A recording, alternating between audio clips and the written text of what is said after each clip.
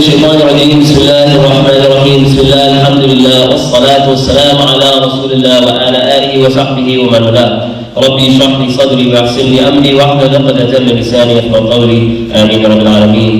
We begin in the name of Allah subhanahu wa ta'ala, and we thank Him and we praise Him and we send peace and blessings upon our beloved Prophet and Messenger Muhammad sallallahu alayhi wa sallam wa ala alihi, and upon his family, wa sahbihi, and upon the companions, wa man wala, and upon the believers until the day of judgment.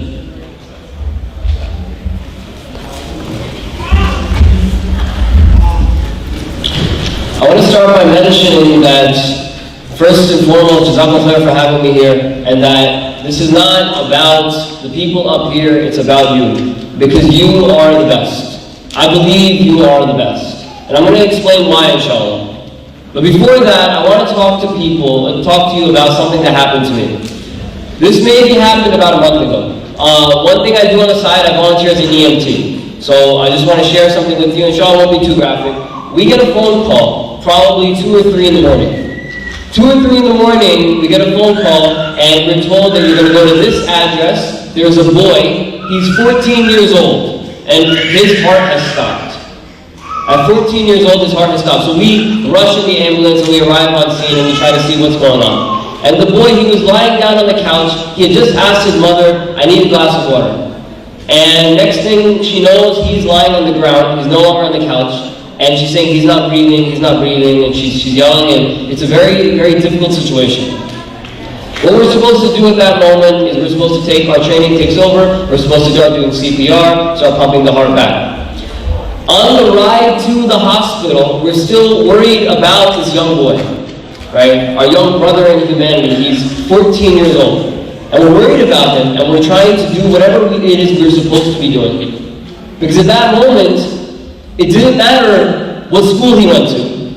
At that moment, it didn't matter what sport he played. At that moment, it didn't matter what his nationality was. At that moment, it didn't even matter what he was doing before that. All that matters is this young boy, if we don't do something, it might be time for him to go. And we leave the hospital that morning. We were supposed to be home by like 6 o'clock or 5:30. We leave the hospital at 7 a.m. And all of us are just really upset because we don't know what's going to happen to this young boy. Because the nurses and the doctors are still working on this young boy. And alhamdulillah, I find out later that he had a little bit of a heart problem and they're setting him up with a pacemaker. And I found out some clues to make me think that alhamdulillah, I think he's okay. Alhamdulillah. But that could have went another way. And Allah subhanahu wa ta'ala reminds us about this in the Quran. He mentions us something that we need to start thinking about. And he tells us that we need to remember the time we have on this earth. He says, وَالْعَصْرِ. And when you and I go to someone's janazah, and we follow the grave, and we follow the body, and we go to the graveyard, we notice something. You go visit a graveyard before you ever had someone that you loved, and you were just visiting them, you're making dua for them, you notice something. You notice on the gravestone, the epitaph that's there. And you notice that there is a first name, and there's a last name. And the first name, maybe your parents chose for you. And the last name, their parents had something to do with. And then what's under that is a slogan, perhaps. A good father, a good friend, there's something. And you realize that if you were that person in the grave, you would not get a chance to even decide that. And then the year that you're born is on there. But you had no choice in that matter either. And then the year that you're passing away is on there. And you had no choice in that either. Allah subhanahu wa ta'ala gives us control over something very tiny on that gravestone. And He gives us the ability to make an impact with that. And He reminds us what it is in the surah. He says, وَالْعَصْرِ. The only thing you and I get a chance to control is the little dash on the gravestone. It's the only thing we get to worry about. The reality is, my brothers and sisters, is every day there are people that are passing away. And alhamdulillah, this is how it is, right? Every form of life has a limited amount of time. And Allah subhanahu wa ta'ala decides that when we're born and when we die, but after that, we get a choice. Allah subhanahu wa ta'ala created us and created us with a choice. What am I going to do with my time? The people in my janazah, Were they coming to my janazah because they loved me? Or were they coming to my janazah because they were my family? And were they choosing to come to my janazah because they really wanted to make more and more dua for me? Or were they my family members that did not like me and they didn't even want to come and they were forced to come? What will they be saying about us? Are they going to say he was a good person?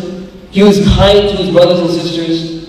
He helped everybody out no matter what? He always gave the best advice? He never put anybody down? What are they going to say? Or are they going to say things that it's best if they just didn't say anything at all?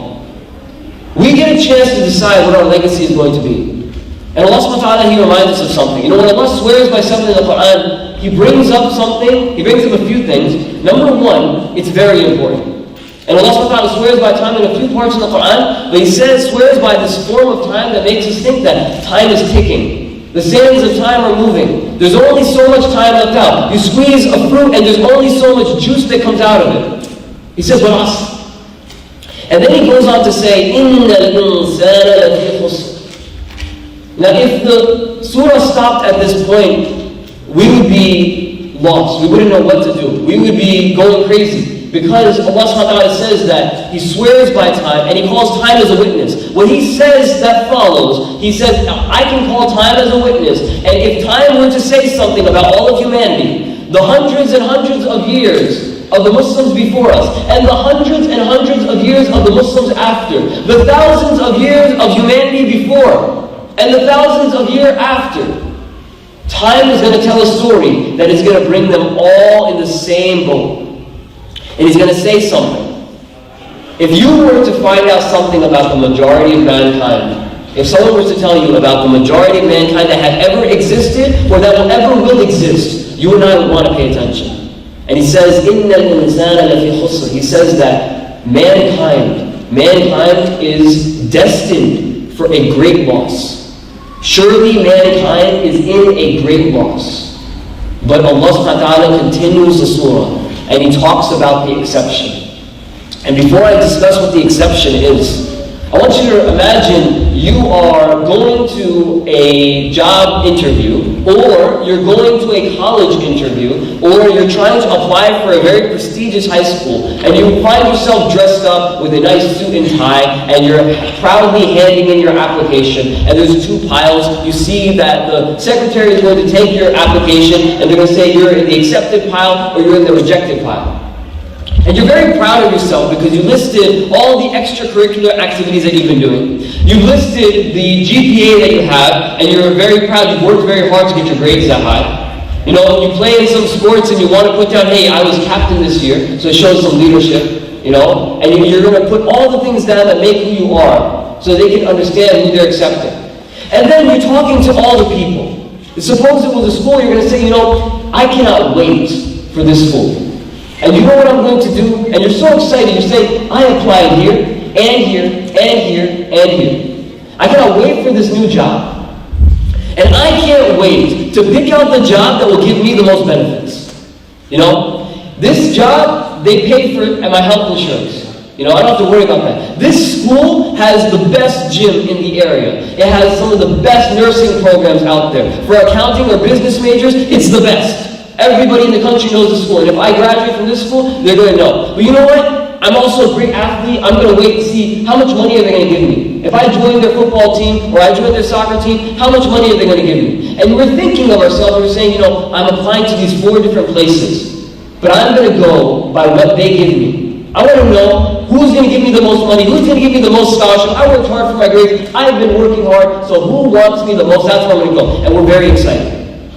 And we're handing in our application. And the secretary takes a look at the application. And instead of the acceptance or rejectance pile, what the secretary does is they drop the application in a third pile. They drop the application in a trash can. And imagine you and I were doing this application, and we spend so much time preparing who we are. And they say, you know what, there was one part that you had to fill out, but you didn't fill it out. And because you didn't fill out this part of the application, they rip it up right then and there. And you're no longer thinking, what school is going to give me the biggest scholarship? Or what job is going to give me the most opportunities? You're thinking now, Allah Akbar, if this happens in one interview, it happens in another interview, I can't even talk and explain who I am, I might not even go to school. I might not even have a job. All of a sudden, our mentality switched. We were telling people I'm going to go to the best offering I get, but now we're thinking I'll take anything. I'll take anything. And Allah Azza wa Jalla in this surah, He puts our perception back to survival. We want to talk about what are the levels of Jannah. And we want to talk about what are the promises of paradise. We want to talk about the dirt that smells like musk. We want to talk about how no one will ever have to excrete anything when they go to the bathroom. Instead they'll sweat and they'll smell nicer. We want to talk about the winds that blow on you and you become more beautiful when you feel the wind. We want to talk about the palaces built of pearl that are 30 miles high. And it's pure pearl. We want to talk about the things and the children that we'll have. We want to talk about the families that we'll raise. We want to talk about the fun that we'll have in Jannah. And these wonderful, beautiful things. We want to talk about the gardens and the rivers that flow beneath. We want to talk about the fruit that we'll say to this fruit, hey, I've had this on earth, and they eat it and it's something better than we could have tasted. And then we take another bite and it's even better than that. We want to talk about these benefits. But for a moment, I want us to go back and say, wait a second. Am I and you and I, are we fulfilling the minimum requirement? Because if my application's not even going to be looked at, what am I doing? What am I doing? And Allah Azza wa Jalla says in the surah, from the tafsir of the surah, He says that the majority of mankind, for some reason or another, they're not worrying, or they have not paid enough attention about what they were supposed to be dealing with, what they were supposed to be doing. He says the majority of mankind, إِنَّ الْإِنسَانَ لَفِي خُسْرٍ. You and I, we're in a great loss. And not the type of loss we think of this world, where I lose some money, or I lose some health. The greatest loss we could think of is that we are not getting into Jannah. Not even levels, we're not getting into Jannah. And may Allah subhanahu wa ta'ala protect us all from the hellfire. Ameen Rabbil Alameen. Allah Azza wa Jalla says now, إِلَّا الَّذِينَ آمَنُوا وَعَمِلُوا الصَّالِحَاتِ وَتَوَاصَوْا بِالْحَقِّ وَتَوَاصَوْا بِالصَّبْرِ. إِلَّا الَّذِينَ آمَنُوا. But there's an exception. Except for those Muslims, except for those people that believe in Allah subhanahu wa ta'ala. إِلَّا الَّذِينَ آمَنُوا وَعَمِلُوا الصَّالِحَاتِ. And they do good deeds. وَتَوَاصَوْا بِالْحَقِّ.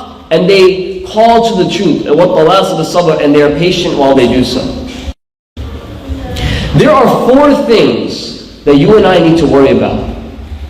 4 barely passing minimum requirements. I'm not talking about getting an A, and I'm not talking about getting a B. I'm talking about avoiding the F. Avoiding getting the failing grade. What is the bare minimum that you and I need to worry about? So that we are an exception. And the shuyukh, the classical mufassirun of the surah, they say something interesting. They say that whenever Islam has come in the past, it never was, whenever a prophet of Allah has come in the past, in the community, it never was the majority of people that at first listened to what the prophet had to say. Instead, it was the intellectual minority. This is Sheikh Yasir Farzaghi. He says it was always the intellectual minority that will come and they'll take what the Prophet of Allah is saying and they'll carry it forward. So what this means for us is, when Islam seems a little weird, when we are not eating what the other kids are eating, when we're not talking like the other kids are talking, when we're not dressing like the other kids are dressing, when we aren't addressing other people like the other kids are addressing, when we're talking to our parents differently than some of our friends are talking to their parents, the fact that we're praying, when we're washing ourselves before salah, when we're doing these things, when we're wearing clothing that's just long and it seems like, are you wearing a nightgown? When you're wrapping something around your head and someone's saying, aren't you hot? Why are you doing this? When we are doing these things, we feel a little strange and a little weird. And Allah subhanahu wa ta'ala is backing us up in this surah. He says, you are those minority of people, of mankind, that are doing what you have to be doing. When the kid was 14 years old and we were just all mad at the end of the morning, we were thinking to ourselves that we don't know what's going to happen, and we were upset because we thought, is there something we could have done more? But if Allah subhanahu wa ta'ala decides to take his life, there's nothing anybody can do. Allah subhanahu wa ta'ala is taking his life. And the harsh reality of it is, we don't get to decide when that time is up. We don't get to decide when that time is up, and it can happen at any moment. So what do I need to do? I need to worry about what is the bare minimum. I want to talk about when I get older, I'm going to have this job. I want to talk about when I am a successful, let's say I'm a successful detective. I'm a successful lawyer. I'm going to have this much money. I'm going to donate this much money. I'm going to start a foundation. I'm going to have this many children. I'm going to marry this person. I'm going to do this. We want to talk about all these things. But we also have to worry about what is the bare minimum requirement I need to worry about the entire time. إِلَّا الَّذِينَ آمَنُوا وَعَمِلُوا الصَّالِحَاتِ وَتَوَاصَوْا بِالْحَقِّ وَتَوَاصَوْا بِالصَّبْرِ. Imam Sayyuti rahimahullah ta'ala, he says something that's interesting. This surah is actually a Mekki surah. Meaning when you ask someone, okay, worship Allah. Worship Allah. You think, I need to fast. I need to pray. I need to make hajj. And we start listing the pillars, even though that wasn't even the question. But if this was a Makki surah, and Allah subhanahu wa ta'ala says, believe in Allah and do good actions, zakat probably wasn't around at that time. The establishment of salah, the way we have it today, was not around at that time. You can't pay zakat, okay? And salah is not the same, okay? What else is there? You can't go for hajj, so what else is there? So when we think of how we worship Allah, we should start changing the game a little bit. The last time I talked to my younger sister, how is that not worshiping Allah? The last time I spoke to my parents, can't that be worshiping Allah? The last time I ate food, just by choosing the right hand to eat it with, isn't that worshiping Allah subhanahu wa ta'ala? But Allah subhanahu wa ta'ala says what? He says and. Meaning you cannot say, I have 3 out of the 4 requirements, I'm good. You need to have them all. إِلَّا الَّذِينَ آمَنُوا وَعَمِلُوا الصَّالِحَاتِ وَتَوَاصَوْا بِالْحَقِّ وَتَوَاصَوْا بِالصَّبْرِ. He says, you need to stand and call the people to Allah subhanahu wa ta'ala. You and I, every single one of us, need to call the people to Allah. We need to call the people to Allah. You know, there are Muslims in the world that live in a country that are predominantly Muslim. And you know what they say to themselves? They say, I wonder what it would be like to meet a non-Muslim. I wonder how that feels. I wonder how it feels to meet a non-Muslim. And subhanAllah, we live in a society, and they are looking for an opportunity just to invite someone to this beautiful religion that we have. But they don't have that chance. We can walk on the street and we would have that chance to call people to Allah. Now, before I get into and finish these requirements, this is the part I want to stop at. And I want to say that there's something that happens at a certain age. I want to say there's something that happens at a certain age. At a certain age, you're an adult. At a certain age, your parents can't protect you anymore. At a certain age, you have an ability to guide and lead people, and people will look to you. And at this age, it's not that we're putting parents on the side, but you are going to work with them. And you're going to take the good from them. But they can no longer control what your actions are, and you and I are responsible. And if we died at that age, that boy at perhaps 14, 15 years old, if he died at that age, he would be tried as an adult in the only court that we really need to worry about. And the only court that really, truly matters at the end, the court of Allah subhanahu wa ta'ala. Allah Azza wa Jal would try him as an adult. Because you have all this time to prepare. And now, what can you do? Abu Bakr Siddiq radiallahu anh, why is it that you put his iman on one side of the scale and you put the iman of the ummah on the other side of the scale? What happens? His iman outweighs everybody. And I thought to myself many times, why is this the case? Within the first few days of him learning about Islam, he brought people to the religion. Meaning, chances are your or my Islam came through the da'wah eventually of Abu Bakr Siddiq. I'm walking around today with the entire Quran and something he didn't have, but didn't stop him. So you and I are now at this age where what we do really matters. At this age, there's something else that happens. The parents have done a great job. They've done a great job, but it's no longer good enough on its own. You are not a bad child, but just listening to lecture after lecture isn't doing it anymore. Maybe you went to Sunday school, and at a certain age, Sunday school stopped working. And your parents did everything they could have done. They did the best they could amongst their own faults, because everybody has faults. Amongst their faults, they did the best they could to guide you to the right religion, and to guide you to the proper actions. But now it's up to you and me. What am I going to do with what I've learned? What am I going to do with this Islam that I have? And at this certain age, we realize that Our friends have a bigger impact on us than our parents. There has to be a reason why Rasulullah ﷺ said that a person is on the religion of his friends.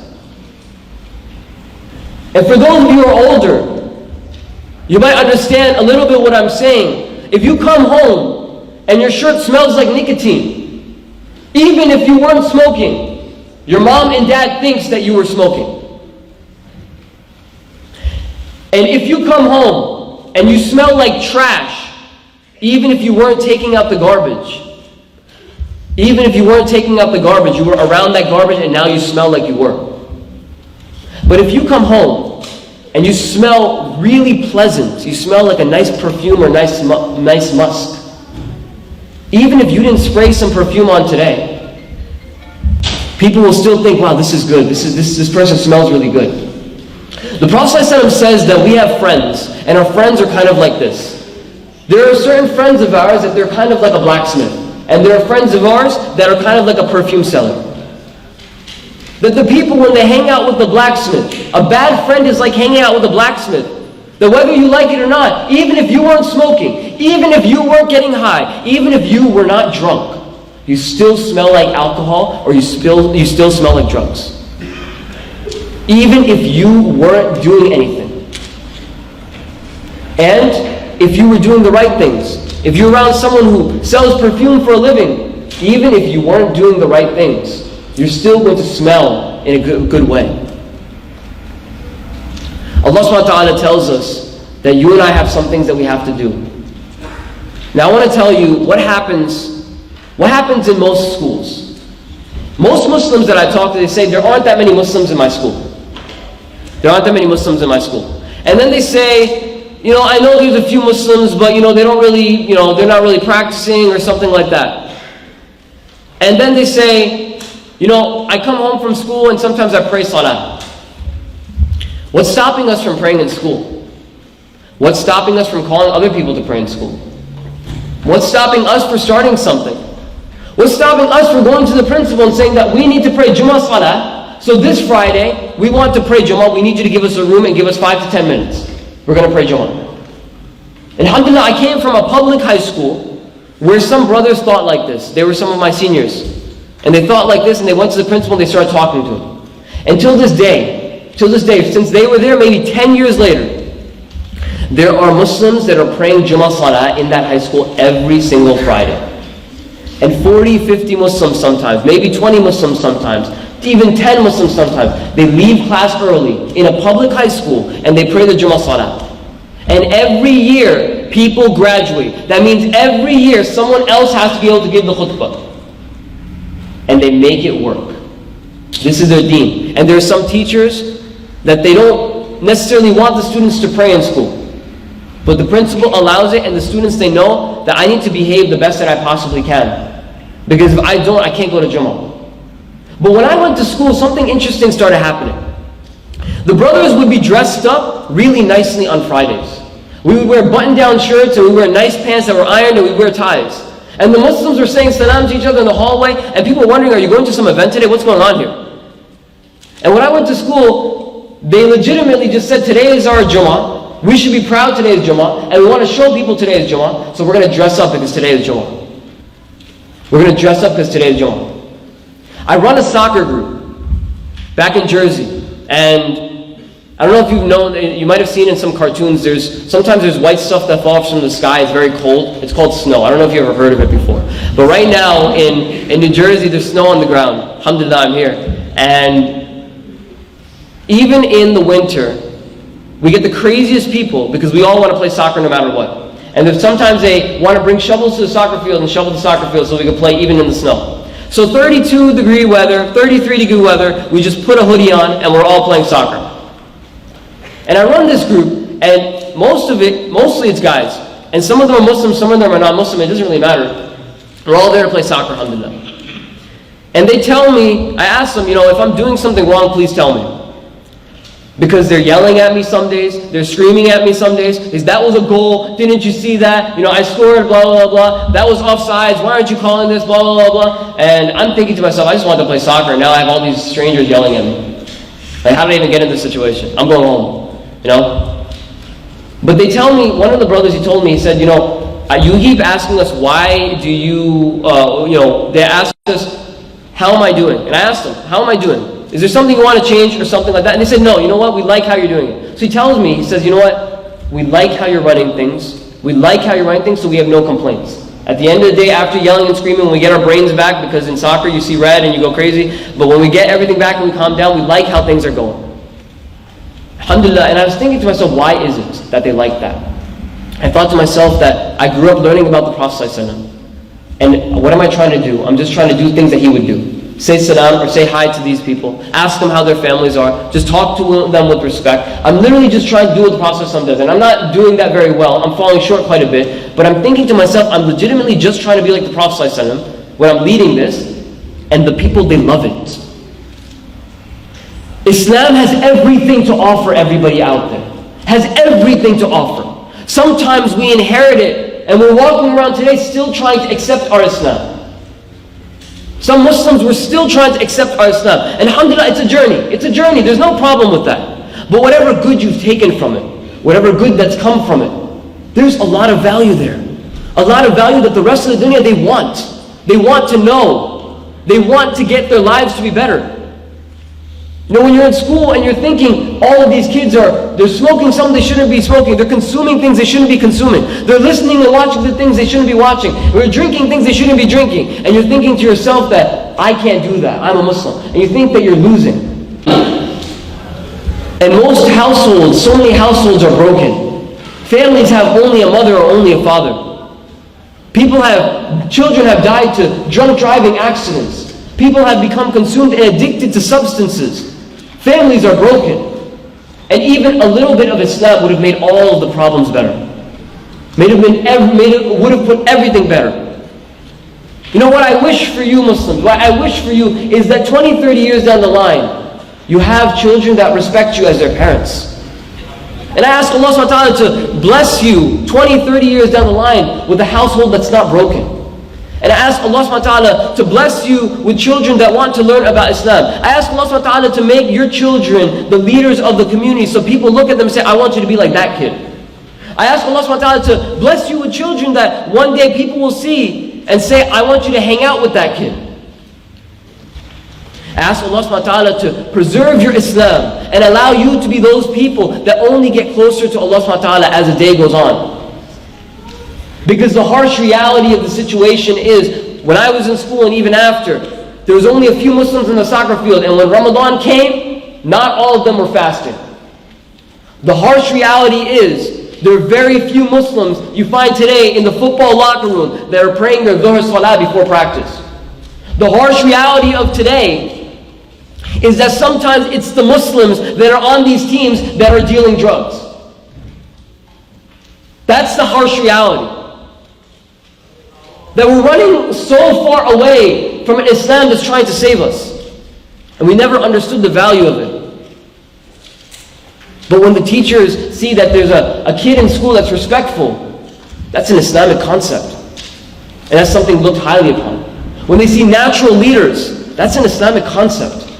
That's something that's looked highly upon. Society wants more Muslims, they don't know it yet. And if they don't know it yet, it's our job to make them realize what a Muslim actually looks like. It's not our job to be fighting with our nafs the entire time and letting that take over our lives. And praying our salah in a way that, I really don't want to be here right now. I really don't want to be praying right now. But why did I bring up friends before? Because I honestly couldn't find the reality of respecting my mom and my dad until I saw one of my friends. And I saw how he talked to his mom and dad. And I said, I really like this guy. I respect this guy. He was like a year older or 2 years older than me. And I said, I want to be like him. And when I said I want to be like him, that's when I started talking to my mom and dad a little bit better. When I said I wanted to be like him, that's why I started doing more chores in the house. My parents did a good job up to a certain point, but I really didn't feel like praying until all of my friends were praying. Now I felt weird. And when you're in those circles, when you start cursing, you're looked at like you're weird. When you're in those circles, when you're roasting somebody else, you're looked at like you're weird. Why are you doing that? Why are you putting this guy down? What's wrong with you? You know, even though they never really say it like that, you feel weird.